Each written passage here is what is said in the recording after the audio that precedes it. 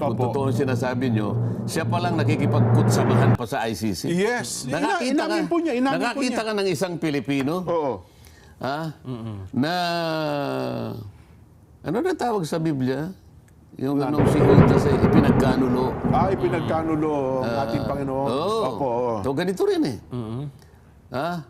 Ganito rin ang kategorya nito. Isa kang Pilipino na ipagkakanulo mo ang dating Pangulo ng iyong bansa dahil lamang sa personal mong galit na hindi ko maintindihan kung saan nang galing. Di ba? Oho. Nag-file na siya ng katakot-takot na. Hindi man lang niya mahintay yung korte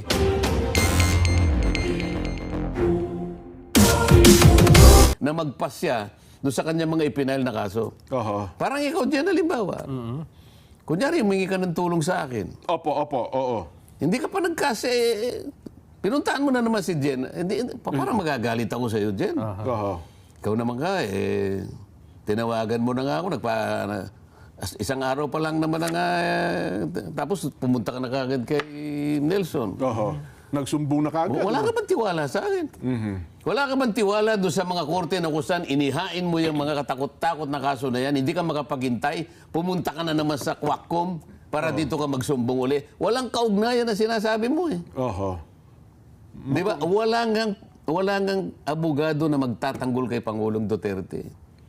Oho. Kasi kung nandun yung abogado, merong abogado, ngunit hindi siya papayagan na magtanggol. Ang gagawin lang sa kanya, bulungan mo lang sa kanyang karapatan.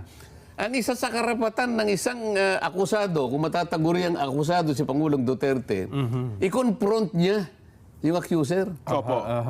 Bakit hindi nyo bigyan ng pagkakataon i-confront? Nasaan po si Las Cañas? Hindi ko po sasagutin lahat ang tinatanong ninyo, Congressman Luistro. Sapagkat bilang abogada, alam mo dapat ang tungkulin mo. Hindi mo dapat gamitin yan laban sa akin sapagkat hindi nyo panapatunayan na validate na ba yan, na authenticate na yan, tinanggap ba ito ng Quadcom na isang validated statement? Bakit mo ginagamit yan laban sa akin? Kung abogado ka, hindi mo dapat gawin yan. O baka mamaya madisbar ka pa dyan eh. Ganun ba yun? Bakit mo gagawin yun? Alam niya na sa liwanag ng due process, hindi ka pwedeng gumawa nun. Pagkatapos magmamanifest ka pa, sa opinion ko po, ay may liability ang dating Pangulo sa tsuri ng conspiracy. Hindi po ganun eh. Walang manifestation. Hindi po opinion ang nagbibigay po ng desisyon. Hindi po nakasalig sa opinion ng pagdesisyon. Nakasalig po sa mga matitibay na ebidensya na ipoprocess ng tunay na korte na dumaan sa isang legal na proseso. Hindi sa ganitong klaseng pamamaraan. Naalala ko yan ko, yung opinion. Yung representante ng Subic, ang kanya, chismis ang batayan ko eh. Meron kasi ako yung narinig mga chismis eh. Dapat ay niya, sinunod mo kasi may narinig akong chismis. So, saan ka nakakita ngayon? Kaya nga, Chismis ang batayan eh.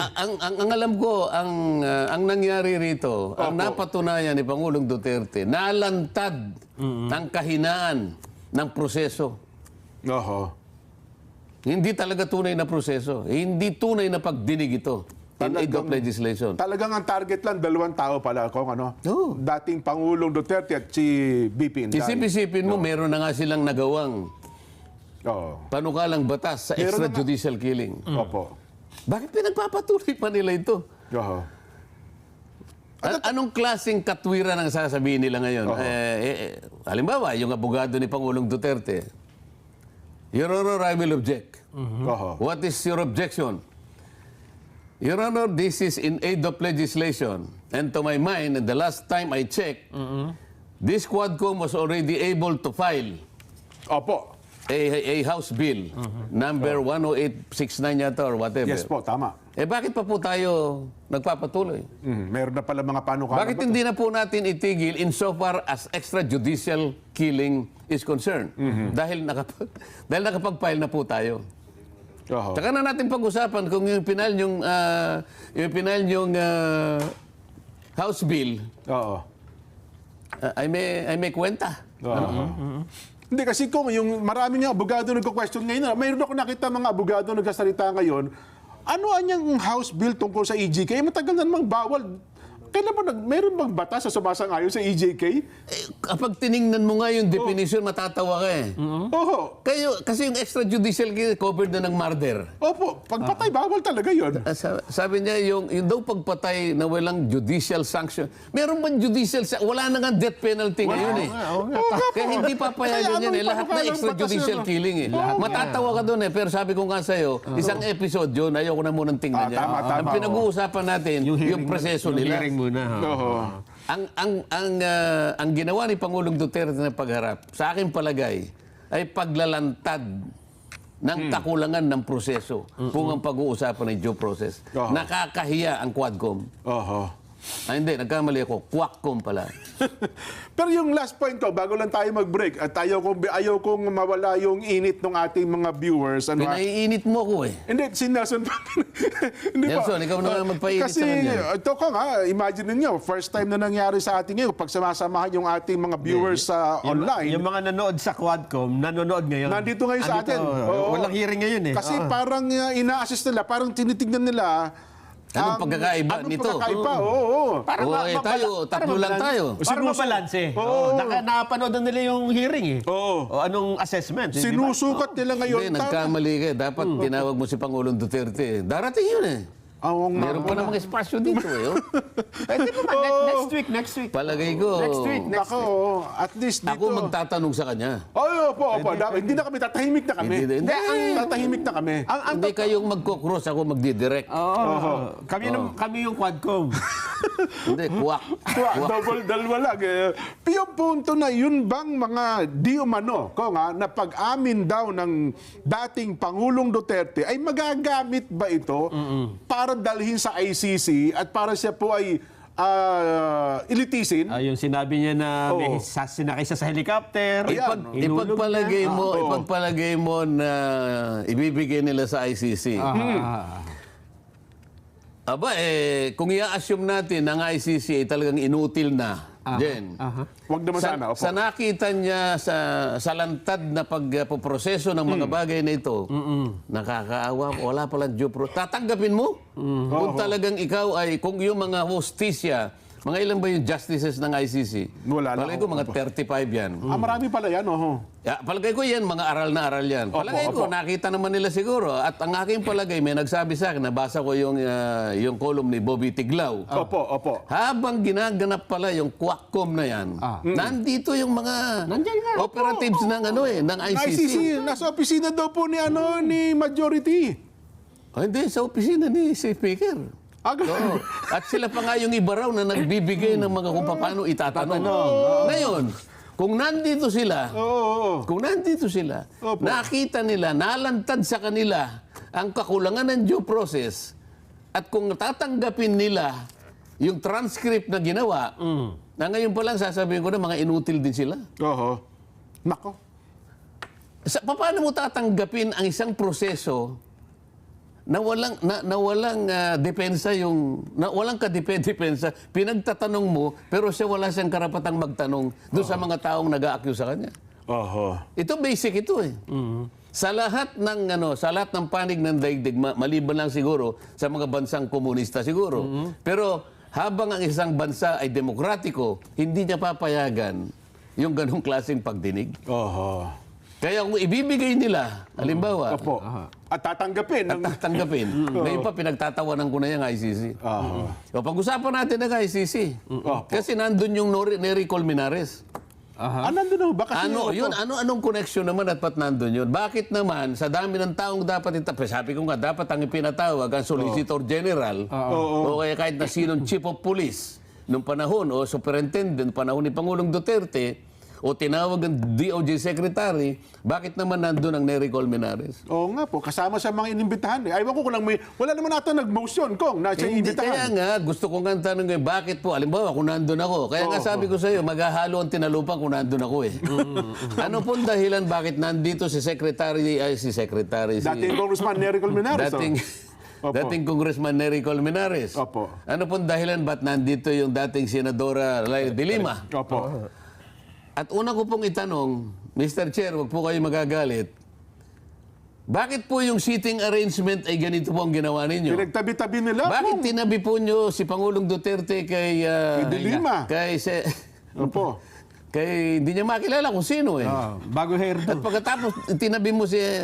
dito pa lang meron na pong ano eh. Dito pa lang may plano na Kasi po kayong panghiya dito Ako, eh. totoo yun. Di ba? May intimidation na kaagad dyan. Alam po ninyo yung gagawin nyo. Pinlano po nyo ito eh. Pati sa seating arrangement. Baka akala ninyo hindi lantad sa lahat ng tao ito lahat. Kaya natin pinapaliwanag.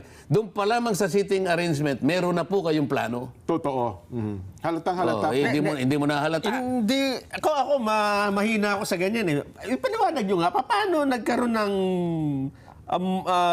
Malaysia, yung pagtabihin mo ang dating Pangulo at si De Lima? Anong masama doon? Eh, magkaaway yung dalawa eh. Oo nga. Mortal Sa enemy. totoo lang, sa korte, hindi Magkahiwalay talaga yan. talagang hiwalay yun eh. Kaya nga yung nasa left side yung isa, nasa right side yung isa. Dito pinagtabi mo eh. Totoo. Meron kang plano eh. Na para talagang pagalitin kung sino man. Well, ang dating Pangulo Eh, paano kung halimbawa, yung talagang ano, paano kung hinablig? Iniiwasan nga ng korte yung ganun eh. Tama nga. Di ba nung isang araw, dinidiscuss natin yung kung gaanong klaseng neutrality ang dapat na i-demonstrate ng isang hukom. The cold neutrality The cold of an impartial judge. Yes. Kaya nga doon pa lang sa setup, oy, doon ka. Ikaw doon ka. Hindi pwedeng maglapit yan. Bakit dito pinagtabi mo? Totoo. So, ang tanong ko, Mr. Chair, bakit niyo po pinagtanong? Tapos sa kabilang banda, si Trillanes, magkakatabi talaga sila. Mukhang... Bakit nga? Ano dahilan? ako sa O tingin hindi ko... ba meron silang gustong palabasin? Opo, may mga intimidation tsaka talagang gusto nilang... At pagkatapos, Opo. ito, pati yung order ng kung paano ang tanong. Ito muna mga pagkatapos, huli na yung yung pambubuisit na lang nung senador. O siyempre, hapong-hapo na yung Pangulo eh. Opo. Ikaw ba naman na nakaupo ka ron ng mahigit na 10 oras?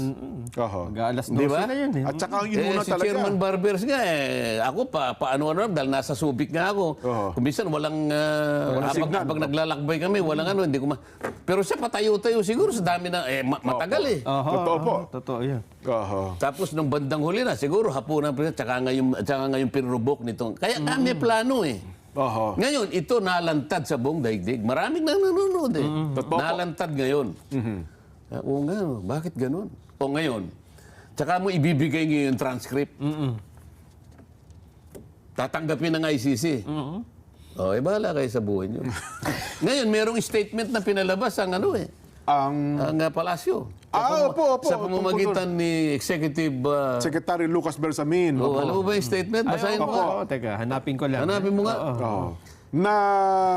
Hindi, kasi punta muna natin si Nery Colmenares. Sige, yun. bakit nga po? Naiwan natin yun. Opo. Kasi parang nagsalita parang nagmanifest, pinayagan nata si dating ES Medjaldea. Opo. Nang sinasabi niya, wala ng jurisdiction ng ICC.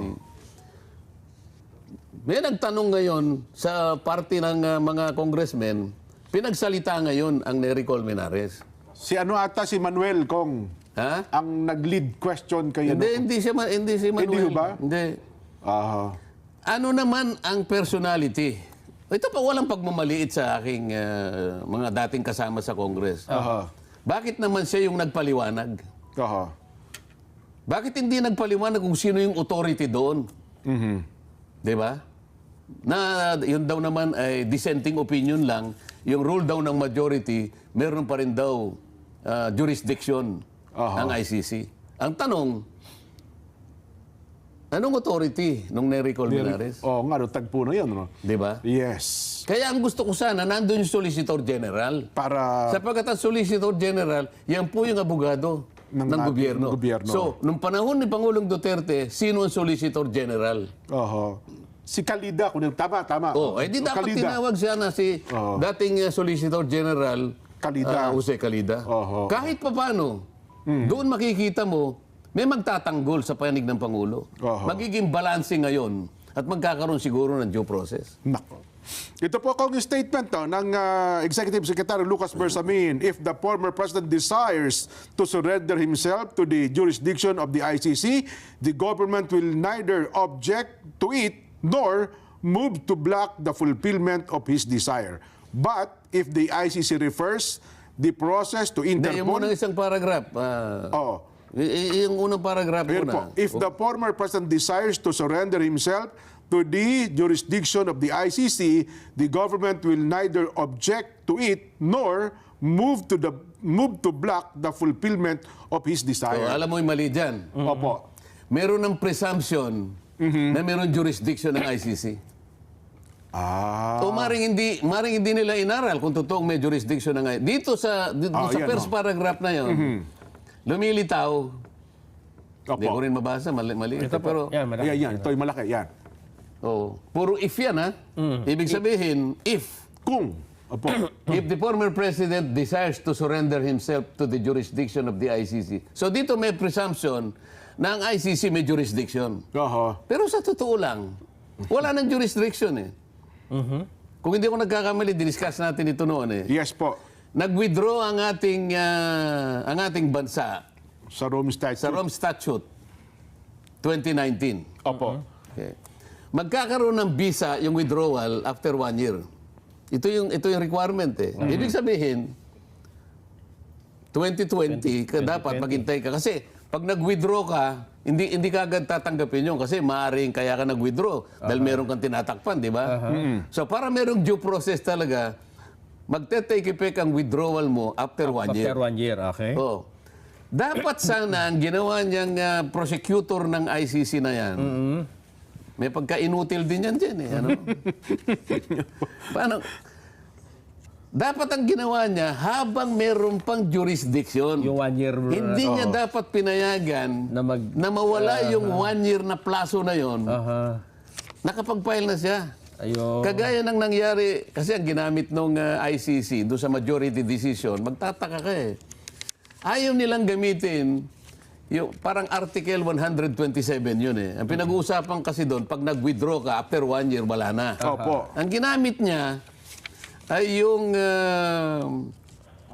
nakalimutan ko yung ano, yung the law on treaties ito eh. Bakit yun ang gagamitin mo? General law yun eh. Yung ICC, yung Rome Statute, is a special law. Opo. Alam mo, sa mga abogado, pag naglaban yung dalawang batas, ang palaging magpiprevail yung special law over the general law. Oho. Parang Vienna Convention on the Law of Treaties. Okay. Yun ang ginamit niya. General law eh. General, Oh, lehis generalis, sabi niya. Yung ano, lehis specialis. Special law will always prevail over a general law. Pagkatapos, ang ginamit pa ng ano, yung Burundi. Yung daw Halimbawa, Burundi, opo. nagano na, nakapag-file, pero hindi, anong tawag doon? Hindi, nakapag-ano pa rin, nakapag-ano ng jurisdiction. Kasi 2 araw bago mag-lapse, nakapag-file ang Burundi. Ayun. Hindi kagaya natin. Nakahabol. Nakahabol siya, 2 araw na lang, maglalaps na yung ano. Ayun. Oho. Jurisdiction. O kaya nila. mali siya eh. Oo. Ngayon, yun namang yung prosecutor, ano pangalan, yung Kiram. Opo. Tagal na eh. Yung prosecutor na yun, Opo. nakakalimutan niya, nung siya ay mag-motion for authorization, 2 taon at kalahati na nakakaraan, wala nang visa. Lapse na. Na, Nag-lapse na. expired na. Oo. Ngayon, sa jurisdiction ng ICC, Jen, 3 jurisdictional contacts ang kailangan mong masatisfy. Oho. Yung temporal jurisdiction, material, tapos mamili ka isa sa 2, either personal or territorial. Yung personal at saka yung yung personal meron, material meron. Ang problema, yung temporal jurisdiction doon siya sasabit. Oho. Kaya ako, sa palagay ko at kailangan pagdebatihin ito, walang jurisdiction ng ICC. Dito sa ginawa ng statement na to, ang presumption meron kagad ICC. Palagay ko alam ni Pangulong Duterte, bakit naman ako papayag na magakuha ng jurisdiction ng over my person? Oho. Mario Josep naman. Oh. Ay, naku. Anyway, napasarap yung ating kwentuhan. Napahaba tayo. Napahaba yung ano natin. Ang Wala na yata kayo nabasa ang advertisement. Intro pa lang yan. Intro pa lang. Nagsisimula pa lang tayo. Nagsisimula pa lang. 20,000 nanonood sa O, atin. di alis na ako para makapagbasa ka. Ito po, ito na. Meron tayo. Magbabalik pa po ang sa Ganang Mamamayan.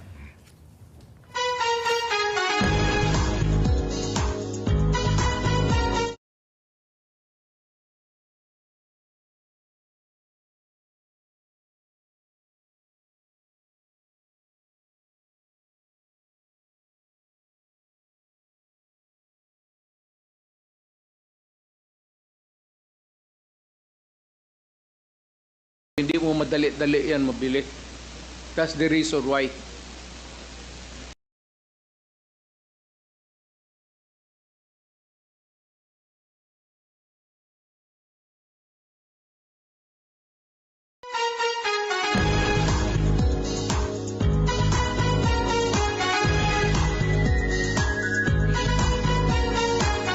Mga coffee lovers dyan na hindi nag-enjoy dahil may karamdaman, ito, Goshi Herbal Coffee. Official coffee ng mga healthy. It contains asitaba, guyabano, and turmeric plus sugar-free po yan. Low caffeine din. Kaya perfect sa acidic. Mabibili sa Pure Gold, Maligaya Mart, sa lahat ng Every Minute Supermarket branches, and Smaxes Shopping Center. Open for resellers and distributors, Goshi Herbal Coffee. Hindi bumibitaw yung ating mga followers ko, ano, at hindi nababawasan ng ating viewers na nararagdagan pa. Ano ibig sabihin yan din? Alin po? Yung mga followers. Ay sabihin, live po na nakatutok sa ating mga social media accounts kong. Excited silang Opo, malaman kasi. live po ito kong ha. Ito, ongoing po ang kanilang mga pagbibigay ng reaksyon. Ikaw ang excited eh. Hindi ko maintindihan yung following na yun. Kami na lang po. Bahala na kami dito. Sige, sige. Opo. Salamat din po kay Kaami Kang ng Canrib Corporation. Sobrang lamig sa aming studio dahil po sa Canrib Corporation. Salamat po Kaami. Salamat po Canrib. At kayo hubay maglalakbay sa pamamagitan ng mga sakyang pandagat, barko, roro, ferret, iba pa. Panoorin natin ito. Sa simpleng hangarin ng pag-unlad, walang hindi kaya, basta't may pangarap. Pangarap na tutugon sa maliit man o malaking realidad.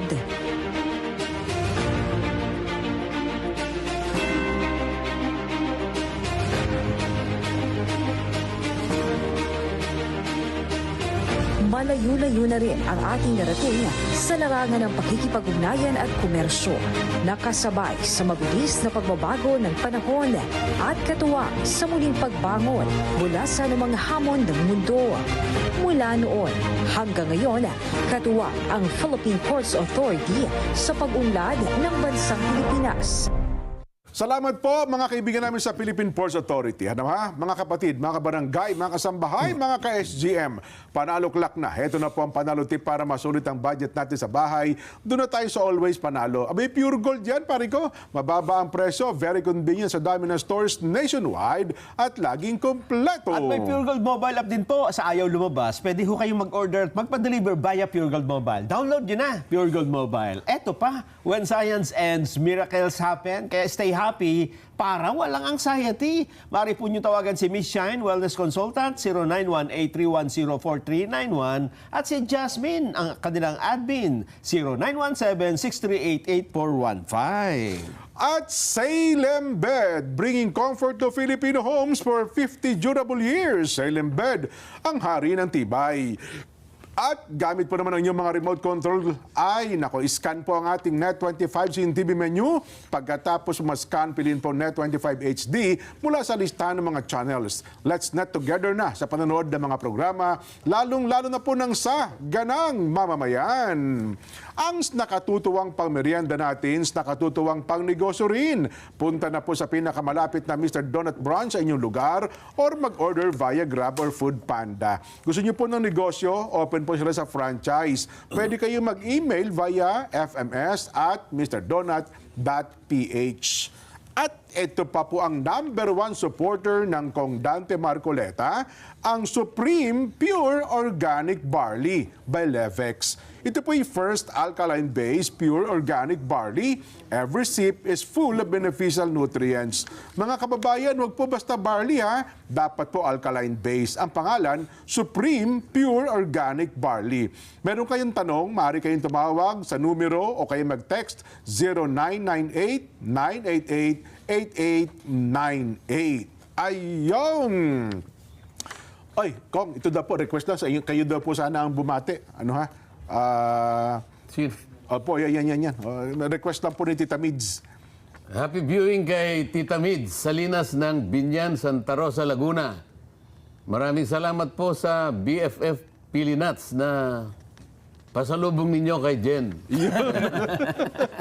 Ayan. Meron daw po kayong mga pili nuts ngayon, Kong. Ano ha? BFF yan, ha? Ay, Kong, bago lang tayo magtapos, meron pa tayo natin lang 2 minuto. Ito naman ay galing sa inyong... Susulitin mo pa eh. Opo, Kong. At saka ito galing naman sa inyong kumare, Kong. Sino? Ang kumare po ninyo na si Congresswoman Lani Mercado Revilla. Ang Congresswoman, buting may bahay po na Senador Bong. Ano, ang ni... Hindi ko siya kumari. Hindi mo ba kumari? Akala ko kumari yun po. Anyway, opo. Baka Ito, magalit siya eh. Wala naman ho. inaanak na. Ganun po ba? Di siya na Pero matalik nating kaibigan, Jen. Opo. Lalo na si Strike Revilla pala, yung kanyang kapatid ni sa Kapatid mayor ng ni, Bacoor, Senator Bong. Tsaka kapatid ng mayor na ng Antipolo, si Mayor Anding. Ayun nga pala, Ano ba naman, oh? Opo, kasi Oh. kahapon Ano nangyari? abay ganap ng naging batas ang Republic Act 12073 na nakamit po ng lungsod ng Bacoor ang karapat-dapat itong pagkilala sa atin pong kasaysayan. Ano ha? Nilagdaan na po ang batas ng Republic Act 12073 ang pangunahing nagsulong pala nito sa Kamara de Representante ay si Kong Lani, kilala bilang Bacoor Assembly of 1898 Act. Opisyal na pong diniklara ang Agosto 1 bawat taon bilang isang working holidays upang gunitain ang araw ng paglathala at pagtatanyag ng kasarinlan ng Pilipinas. Ayon. So nilatag din ang kasarinlan sa Bacoor, Cavite. Yes po. Anong year? 1898. Kong. At kaya Sa Bacoor, hindi sa Kawit, Cavite? Paano na yun sa Kawit, Cavite? Ito po. Nailagak daw po sa kasaysayan ng Pilipinas ang mahalagang papel ng lungsod ng Bacoor. Kaya nagpapasalamat po siya sa Senado at saka sa Kamara at sa paglagda na rin po ng Pangulong Bongbong Marcos. Ang lungsod daw po ng Bacoor, lumilitaw ang mga credible resources ukol sa naganap na Bacoor Assembly noon pong 1898. Ang dating punong ministro Cesar E.A. Berata na ngayon ay Chairman Emeritus ng Cavite Historical Society ang unang nagbahagi ng impormasyon. Ayan. Ayon po sa dokumento, kasaysayan noong August 1, 1898, nilagdaan po ng Pangulong Emilio Aguinaldo ang Act of Independence na isinulat daw po ni Apollinario Mabini. Ito rin daw po ay nilagdaan ng humigit kumulang 200 halal na pinuno ng bayan mula po sa 16 na pinalayang lalawigan at pinagtibay po ng kalihim ng interior na si Leandro Ibarra. Ayon naman daw po sa mga istorya sa naunang deklarasyon, noon daw pong June 12, 1898 ay naglalaman ang salitang protectorate na nangangahulugan ng Pilipinas ay magiging protectorate ng Estados Unidos. Dahil dito, ayaw itong lagdaan ng Pangulong Aguinaldo noon. At mula daw po noon, masugid ng pinagsikapan ni Kong Lani ang pagtataguyod ng local heritage ng lungsod ng Bacoor noong siya po'y mayor.